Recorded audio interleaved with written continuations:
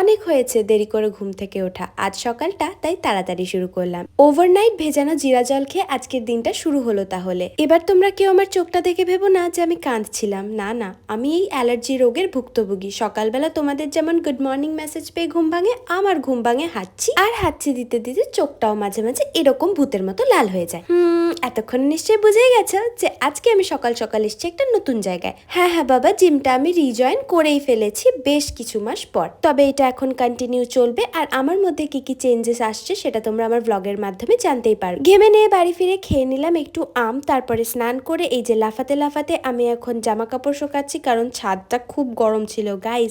তারপরে সকালের পুজোটা সেরে নিলাম। জানো তো আজ যেহেতু জিমের ফার্স্ট ডে ছিল, একটু লজ্জা লজ্জা লাগছিল, তাই বেশি ক্লিপস আমি তুলতে পারিনি, কিন্তু প্রমিস পরের বার থেকে তোমাদের সাথেও আমি কিছু কিছু ক্লিপিংস শেয়ার করার চেষ্টা করব।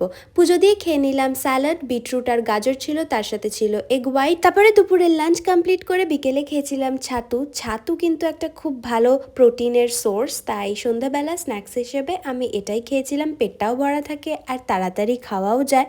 তারপরে আমি আর মা বেরিয়ে পড়েছিলাম সদরঘাটের উদ্দেশ্যে। কেন যাচ্ছি একটু পরে জানতেই পারবে।